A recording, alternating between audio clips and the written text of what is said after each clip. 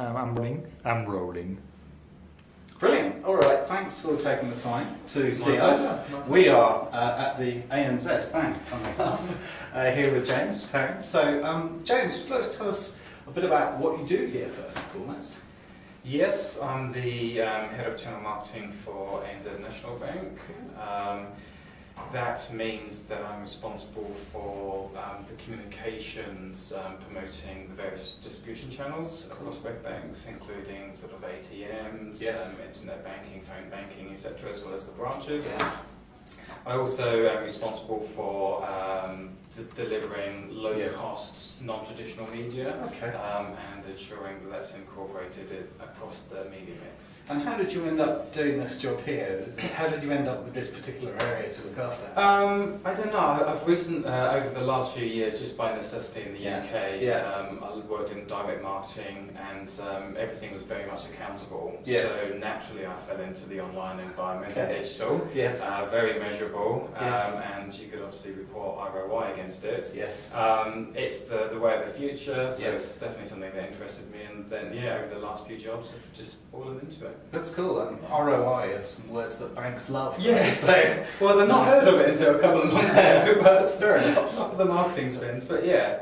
That's cool. So tell us a bit about referral marketing or word of mouth marketing, what it meant to you before you went on our course, the Word Vine course. Yeah, so I had referral marketing and word of marketing. I'd used them in the past, mostly for sort of short-term tactical campaigns, the buzz marketing, the viral marketing, friend get friend campaigns, but very much just short-term. They lacked any real measurability, and they kind of lacked the science of repeatability. So some would work, we wouldn't really know why. So kind of a bit stealth, under the radar, guerrilla tactics, and a bit potluck, because felt good, but not sure if it's going to work or not. Using a lot of new mediums, knew that there was a lot of hype about them, so it seemed like a good thing to do. But they kind of lacked the robustness that some other activities did. So you came along to the Word Vine course, and what did you learn on there that you didn't learn before, if anything at all? In the past, and coming to the course, a big question in my mind was, how do you really tap into those advocates? How do you identify them? What's the structure and the science behind that? How do you put that framework around the campaign so if it does work, you kind of understand why it works and you can repeat it moving onwards? And the other one was really the accountability, the return on investments, and scale. Can it work on scale? And again, can it work for such an unglamorous and unsexy brand like ANZ? For banking products, it's fine working on a smuzzy FMCG product. But can it work for an investment product? Well, the heartening thing for you is, of course, the people in FMCG say that their category isn't sexy or particularly exciting. So in fact, wherever we go having those conversations, everyone's going, ours is not sexy and exciting. So I guess it's quite happy to swap jobs with them for a while. Fair enough. At least money is to many people exciting, particularly when you have that much. So just in terms of what you kind of tangible benefit you got from the course, given you've got a lot of context in this area, it'd be really valuable for us to hear from you what you tangibly got from the course.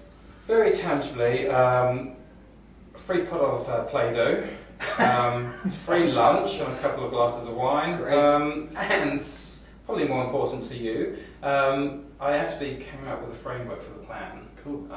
So it's something that I can now sort of use and share the knowledge within the business. So it wasn't a finished article, it wasn't a done and delivered plan, but it's the framework to then go away and implement.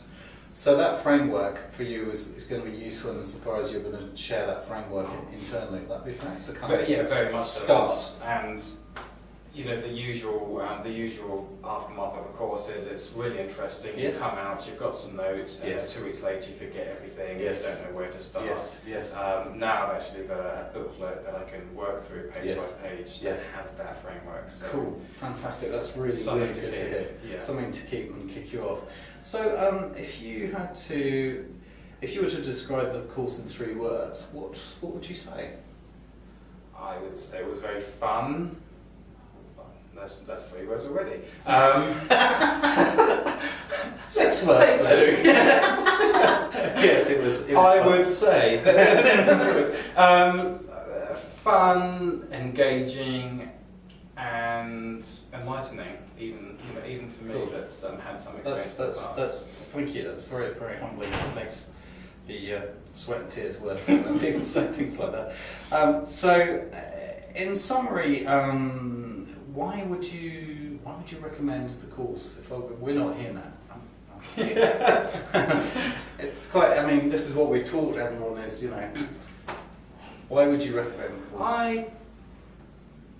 I would say that word of mouth and referral marketing in general, it's common sense. Mm-hmm. If you can, if there's a way to do it, you would tap into your most loyal customer base and get them working for you. Common sense. I would recommend this to anyone because people probably know that already. They've probably given this some thought in the past. This helps them just structure their thoughts around how to tackle the problem. Great. And like I say, the framework to then execute a campaign and measure it off the back of it. All right. So yeah, for me and for any marketer with a salt, that's probably quite a valuable bow to this string. Brilliant. All right. Well, I think that kind of wraps it up. So don't forget to bank with the ANZ. It's easy. It's easy. And thanks very much for your time, James. Really appreciate that. No problem. Cool. No problem. Brilliant. All right.